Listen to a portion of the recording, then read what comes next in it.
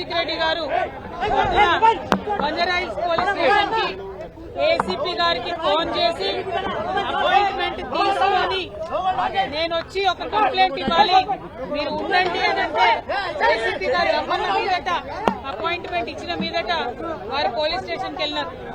ఒక శాసనసభ్యులు అపాయింట్మెంట్ తీసుకొని వచ్చినప్పుడు యాజ్ పర్ ప్రోటోకాల్ ఏసీపీ గారు ఉండి వారి కంప్లైంట్ తీసుకుని ఉంటే బాగుండేది. అక్కడి దాకా పోయినాక ఏసీపీ గారు లేరు, ఎస్ఐ గారు ఉన్నారు, తీసుకోండి కంప్లైంట్ అని చెప్పారు. అక్కడికి వెళ్లి కంప్లైంట్ ఇచ్చినటువంటి సందర్భంలో సిఐ గారు కూడా కంప్లీట్ గా నేను తీసుకోను మీ కంప్లైంట్ అని చెప్పి రిజెక్ట్ చేసినటువంటి సందర్భాన్ని మనమందరం కూడా చూడడం జరిగింది.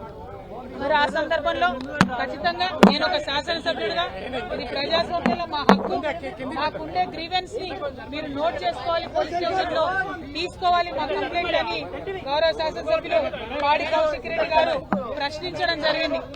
ఇవాళ కంప్లైంట్ తీసుకున్నటువంటి పోలీస్ అధికారులకేమో తప్పులేదు, కంప్లైంట్ తీసుకోవద్దు అని పోలీసులకు చెప్పినటువంటి ప్రభుత్వాన్ని తప్పులేదు.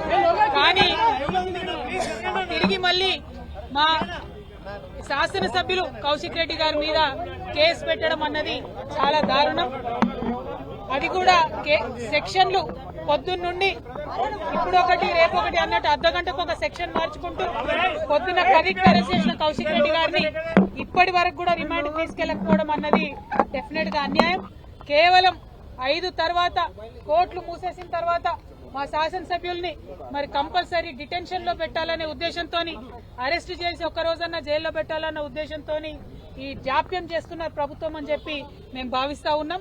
మరి వారిని చూడడానికి వెళ్లిన మా సీనియర్ శాసనసభ్యులందరినీ కూడా ఇవాళ జగదీశ్వర్ రెడ్డి గారిని కావచ్చు, హరీష్ అన్నన్ కావచ్చు, మరి ఇంకా చాలా మంది శాసనసభ్యులు వివేకన్న గారు అట్లానే మా సంజయ్ అందరినీ కూడా అరెస్ట్ చేయడం చాలా దారుణం.